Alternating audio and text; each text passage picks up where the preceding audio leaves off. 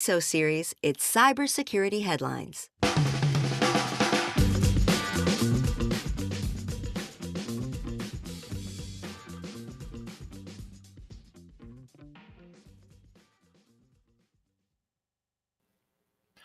Uber suffers a serious cyber attack. Intermittent encryption is the new ransomware, and Twitter data center knocked out in the California heat.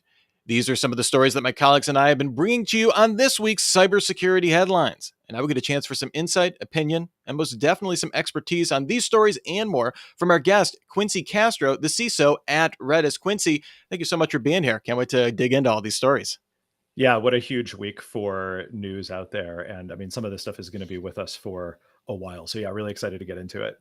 All right, before we all break it down, we have to thank our sponsor, EdgeScan, necessary protection for your attack surface. You can join us on YouTube Live. That's right, we're on YouTube. To do so, go to CISOseries.com, hit the events dropdown, and look for the cybersecurity headlines week in review image. It's the third one down. You can count. It's not that hard. Just click on us if you want to join. I'm not going to wait for you to complete those instructions, though, because we only have 20 minutes. So let's jump into it.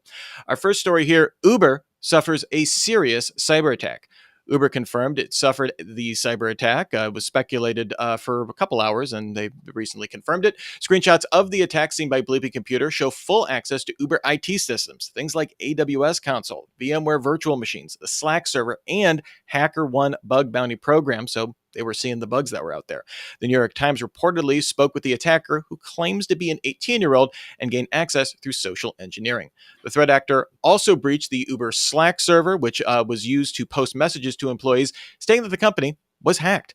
However, screenshots from Uber Slack indicate that these announcements were first met with memes and jokes, as employees had not realized an actual cyber attack was taking place.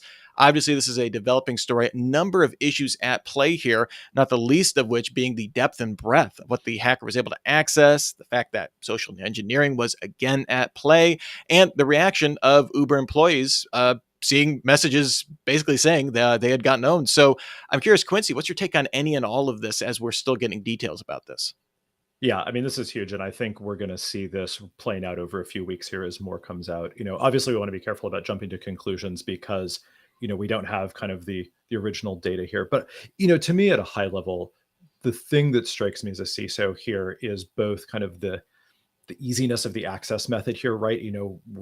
As an industry, we're spending billions of dollars to try to secure our organizations. And yet here, allegedly, we have essentially 2FA spamming of an admin getting access into, what's essentially a corporate productivity application. And then just all of this lateral movement that's possible, from that alleged access point. And so I think a lot of people sitting in the CISO seat are going to be doing some deep thinking about their own corporate environments and saying, are we really as cognizant of our weak spots and our interdependencies as we think we are, right? Are there things here that we're missing or interconnectivity, that we're not aware of? So I think that's a big takeaway.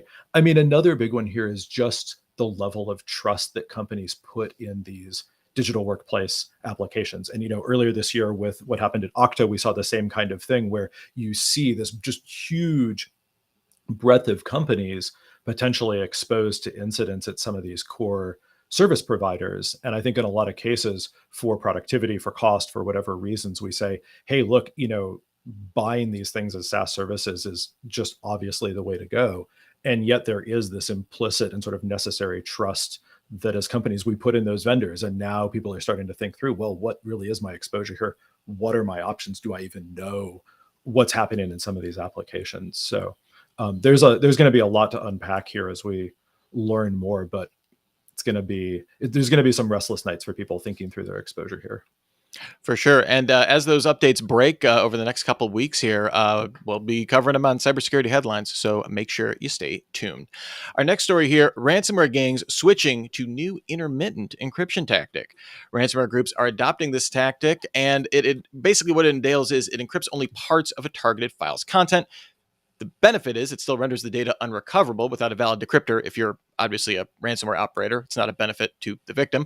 For example, you could skip every other 16 bytes of a file. The encryption takes half the time thereabouts, and you still get full lockout. So there's that benefit there. And because there's less file IO, automated detection tools that rely on that to kind of spot ransomware cropping up are more likely to fail. It's not automatic, but depending on how much you're encrypting there, it can evade detection.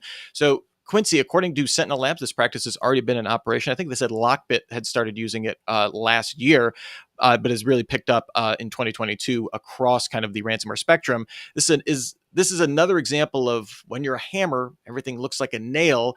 I'm curious what your thoughts are about this new type of attack.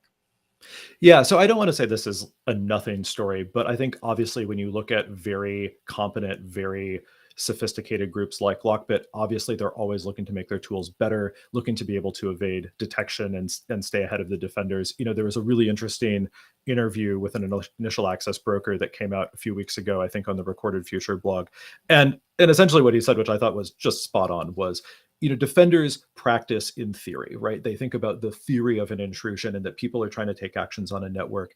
It's like they're training at a firing range. And he said, ransomware operators are in live fire combat every day, right? And the joke he kind of made was, look, if the ransomware operators became defenders and the defenders became the operators, this would stop tomorrow. So I see this as just it's an extension of that, right? You've got people that are very successful. There's a ton of money to be made at this. I think this is interesting for people that are really into the forensics of how these tools work. But the big story here is just that there's too many incentives to execute these kind of operations, and defenders are too behind, and need to catch up and do some of that live fire training to make themselves more resilient in the face of really, really competent operators like this. Yeah, I do wonder if this is obviously this is a much wider issue, to your point. But I do wonder if this is, if we see the evolution of pen testing of just, hey, we're the white hat ransomware gang, and we're gonna, like I almost feel like that's the way you get around that live fire scenario, right? Is bringing in, obviously, this is not a novel idea, obviously, but when it comes to they're developing a tech product, you're essentially, right. This is a business for them as well. I feel like the only way to do it is to use your own business acumen to kind of combat that, obviously within the wider spectrum of the problem. Yeah, that's an interesting take on it. I feel like the ransomware operators are going to demand a much higher premium than most yes. red team operators will. Yeah, well, and also, like, I'm sure it doesn't appreciate when you get the ransom note. And by the way, if you subscribe, that sounds a lot just like regular ransomware. Actually, now that I'm mentioning it, I've just created illegal ransomware. Congratulations. Yes. Next up here, extreme California heat knocks key Twitter data center offline.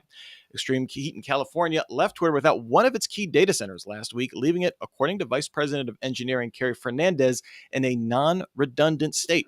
Although Twitter has data centers in Atlanta and Portland, the memo sent to Twitter engineers said if we lose one of those remaining data centers, we will not be able to serve traffic to all Twitter users. More than just your usual fail whale, I would imagine, in that case.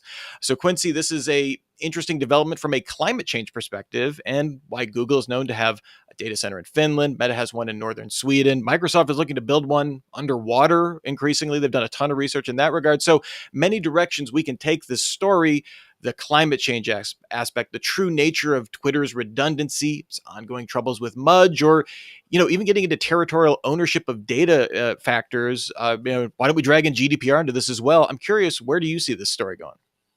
Yeah, so I mean, one of the interesting elements of this is it reminds me of that joke that, the cloud is just other people's computers. And I think, in 2022, we've gotten so used to abstracting kind of the physical layer from what we do on a day-to-day basis that when stories like this come up, it surprises people. So I think it's interesting that, we're confronted with these kinds of things and think, oh yeah, it is somebody's job to care about the temperature at the data center and to make sure that the cooling systems are operating. I mean, if we zoom way out, right, I think one of the tragedies of climate change is the way these things have become politicized and become difficult to talk about, because at the end of the day, companies have to make business decisions around risk and around resiliency in the face of changes, right? Whether those be, offensive cyber operations, whether those be regulatory changes, whether those be changes to the climate and the way that we host and protect our data. So, I think there's a lot to be thought through from that perspective and to think about, okay, what does it mean for business strategy if we're talking about, 5-year roadmaps, or we're talking about, what does our growth look like for over some period of time? How do we take these things into account? And yet the fact that at a certain level we still debate like whether this stuff is happening and kind of what its impact is going to be, I think makes it hard for people that are just steeped in day-to-day business ops to really strategically plan around stuff. But we know that people vote with their money. And as you cited, there are examples of companies moving into just inherently colder climates in places that have more consistent temperatures because they recognize that there's risk here. So I would love to be a fly on the wall in some of those discussions around long-term data center strategy and what people are thinking. I also think there's an element here where for so many of us that are cloud native companies, we assume that, hey, that abstracted physical layer is going to be there and it's going to do what it says it does. There is an element of risk management here where I think we need to ask tougher questions around what is the climate strategy for this physical infrastructure? How are our providers planning to ensure that these data centers are available in the ways that they say they're going to be, and to be able to have some credible answers back from the people that host our data in our systems? Yeah, all excellent points. To be a fly on the wall for, to talk about the politicization of climate change, but I have to imagine every public cloud provider, as part of their DR or part of, continuity measures, that climate change has to be a big part of that going forward for sure. Our next story here: draft EU AI regulations could have a chilling effect on open source software. New rules drafted by the European Union aimed at regulating AI could prevent developers from releasing open source models, according to the American think tank Brookings. The proposed EU AI Act, yet to be signed into law, states that open source developers have to ensure their AI software is accurate, secure, and be transparent about risk and data use in clear technical documentations. That's not an oxymoron. Brookings argues that if a private company were to deploy the public model or use it in a product, and it somehow gets into trouble, the company would then probably try to blame the open source developers and sue them. This might force the open source community to think twice about releasing their code and would leave the development of AI to be driven by private companies. So, Quincy, my question is this proactive legislation designed to help ensure safety of software, or do you see it as administrative overreach seeking to punish an easy target, or at least not as well funded a target? Yeah. So, I think this is a great example of what Carl Sagan said when he was famously quoted, we've arranged a society based on science and technology where almost no one understands anything about science and technology. And when I saw this story, it reminded me a lot of some of the news that had come out a few weeks ago about client-side scanning and this proposal that had been introduced into the EU to go deploy software onto mobile phones that would search the phones for, potentially illegal content and have some kind of reporting mechanism behind that. The kind of things that would make, freedom of speech and privacy activists like really cringe, and should make everybody in that jurisdiction really perk up their ears and say, hey, is this the kind of society we want to live in? So, look, I appreciate what the EU is aiming at here in terms of trying to tackle some of these thorny issues. And certainly, in a lot of countries, we see challenges around public policy not keeping up with advances in technology. But when you look at the article, and I'll say Alex Engler's article from Brookings is fantastic on this. So if this is an area that interests you, you should absolutely go read the source material from this and get his take on it. When you look at that, you see these conflicts between what the regulators are trying to achieve in theory and the incentives that get created through these regulations in practice. And they're very much in conflict with each other. And so to me, I look at this and I think this is written by people who just fundamentally don't understand the incentive structure of the open source community and what open source software means in the kind of context that they're talking about. So I think this is very ill-conceived and just unworkable in practice. All right, well, before we move on, we want to spend a few moments with our sponsor today, EdgeScan. Scalable, automated, and continuous attack surface management and vulnerability detection integrated with a world-class cybersecurity team provides 100% false positive free alerts and expert remediation guidance. EdgeScan, necessary protection for your attack surface. Visit them at edgescan.com. All right, our next story here: new phishing scheme uses herd mentality approach to dupe victims. Hackers are using a new phishing technique to create email threads with multiple responses to trick potential victims into thinking bogus messages are legitimate. Cybersecurity firm Proofpoint has identified the group deploying these so-called multi-persona impersonation emails as TA-453, which has been linked to Iran and overlaps with Charming Kitten, Phosphorus, and APT-42.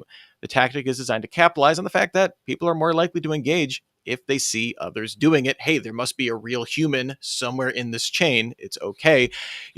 Quincy, this technique kind of falls into the social engineering bucket, as a lot of phishing stuff does, whether it's an email from the boss yelling at you to click on this form or something like that.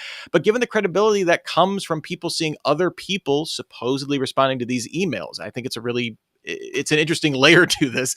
This could be a good lesson for those who shrug their shoulders when learning about breaches that steal email addresses, as just one of the possible knock-ons from here. I'm curious, what would you do to help your staff in this situation? Yeah, I mean, this is a tricky one, right? It's very much social engineering Darwinism, and the techniques that work and that hook victims successfully are going to be reused and expanded upon. I don't know that this is new. I've seen variations of this in the wild before.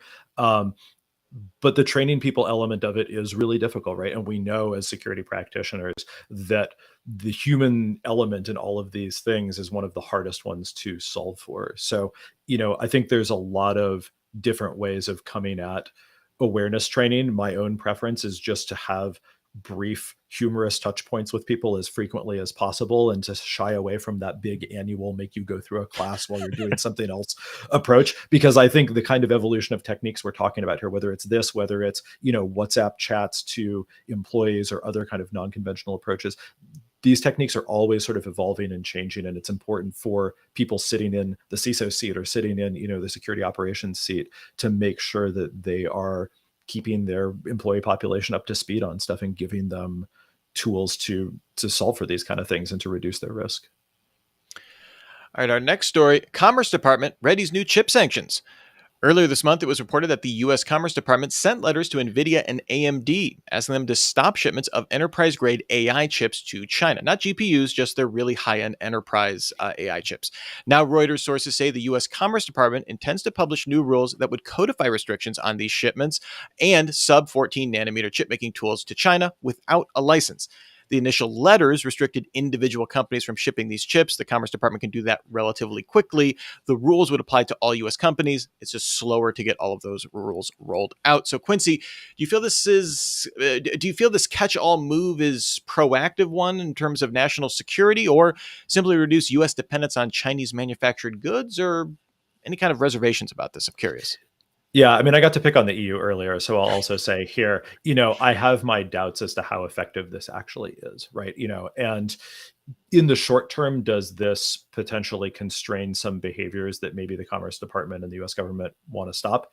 Maybe it does, yeah. But, to quote Sherlock Holmes, right? Like, if one person can create, or to paraphrase, if one person can figure something out, somebody else can come in and figure it out too. So, in the long run, I think if I were sitting in the Commerce Department, what I'd be worried about is people will work around these things, right? And either through global supply chains, they get the stuff they need anyways, maybe at a premium, or they develop, their own kind of national ability to do these things. And then there's no more levers left to pull to curb behavior. So I think, to me, this kind of stuff only works when it's very focused and it's very specifically aimed at a certain behavior. And it's not clear to me from what I've seen here that there really is kind of a very specific outcome that's being driven towards here, other than just continuing to put up barriers and try to, reach for the levers that are available to people. All right, and our last story today, Teams stores tokens in clear text. A security researcher at the firm Vectra released a report detailing how the Microsoft app stores authentication tokens in clear text. This is speaking specifically to the Electron app. This impacts versions of the app on Windows, macOS, and Linux. The researcher found the tokens in the LDB file. Further investigation found them in the cookies folder, along with account information, session data, and marketing tags. The researcher advised Microsoft of the findings in August, but Microsoft disagreed on the severities of the findings, so don't expect a patch. I'm curious, Quincy, clear text passwords of any sort, I would think, would be a red flag. Do you agree with Microsoft that this isn't much to worry about? And does the phrase "nothing to worry about" give you something to worry about? I'm not sure I've ever had a vendor tell me there was nothing to worry about and felt good about getting that. So, I think when we see things like this that are just very obvious violations of standard security practices, I think the onus really is on the vendor to explain why this isn't a risk, right? It would be great to, and I haven't seen the background research on this, if there's a working POC of how these things can be used to do something malicious, obviously then that's the story right there. I don't know how you say anything other than we'll get on that right away as the vendor. So, I think it'd be interesting to see a little bit more around this, but certainly that kind of response does not make me feel like there's nothing to worry about. So, yeah. Yeah, it almost feels like either this is an issue with the Electron wrapper for the web app or something. Like it seems like just Microsoft going like nothing to see here, move along, like is a really weird move from one of the biggest, like in terms of an organization poised to patch things quickly. Like Microsoft is up there with anybody, right? Yeah, I mean that's what I would say is I'm surprised at the kind of ham-handedness of that response. So maybe there is nothing to see there, but if there's if you're creating usernames and passwords and tokens and secrets, presumably they do something and therefore shouldn't just be stored in the cookies folder where anybody can go and get them. So again, I may be kind of over my skis on this. I haven't seen the background research, but it doesn't give me a warm fuzzy that the right thing is being done here. All right. Well, before we get out of here, Quincy, was there any story that stood out for you, made you roll your eyes, give a big thumbs up? I'm curious what stood out. Yeah, the EU open source software one really does make me roll my eyes a little bit because I just think, we as a technology community are moving so fast and society is changing at such a clip here that we need good, thoughtful policy out of our policymakers. And I think too often, governments, regulators who are far away from the problem are ready to kind of hit stuff with a stick. And it's great to see the kind of work coming out of Brookings and other, think tanks around this kind of stuff. I think what we need is a more rich and thoughtful public dialogue on this stuff. And we need people in the security community to step up and engage in democracy and in their communities to help inform their fellow citizens about these kind of issues. So that's my challenge to everyone listening out there. Well, thank you so much, Quincy Castro, the CISO at Redis, for an amazing week in review show. Fantastic. Thank you so much. Where can people find you if they are so inclined? Yeah, so I'm on LinkedIn as Quincy Castro. And are you hiring? And where can people check that out? We are hiring for an array of jobs, not just in security, but also some phenomenal engineering and DevOps R&D roles as well. So redis.com/careers and see if there's a good fit for you. Fantastic. Thank you so much once again, Quincy. This was a pleasure. And thank you to our sponsor, EdgeScan, necessary protection for your attack surface. A reminder to join us next week for Super Cyber Friday, where the discussion will be hacking phishing, an hour of critical thinking about how malicious attackers weaken trusted forms of communications. Probably will speak to a number of things we talked about on the show today. You can register at CISOseries.com by clicking on the Super Cyber Friday logo. And we've got some special events coming up from the CISO Series. First, we have a live recording with a live audience of the CISO Series podcast in Mountain View, California on September 20th. 5 p.m. Pacific. That's next Tuesday. That's hosted by ISSA Silicon Valley and San Francisco. And this will be followed by another live audience recording of the CISO Series podcast in Santa Monica on Thursday, September 22nd, 5 p.m. Pacific. That's also hosted by ISSA LA as part of their 3-day event. For other fun events, we also have the 4th anniversary of the CISO Series coming up on September 30th. Just go to CISOseries.com and look for the events page to join in that celebration and all of our fantastic events. Good times will be had by all. We'll be back next week with another week in review. And in the meantime, you can still get your daily news fix through cybersecurity headlines every single day. Give us about 6 minutes. We'll get you all caught up. Until next week, I'm Rich Stroffolino, reminding you to have a super sparkly day. Cybersecurity headlines are available every weekday. Head to CISOseries.com for the full stories behind the headlines.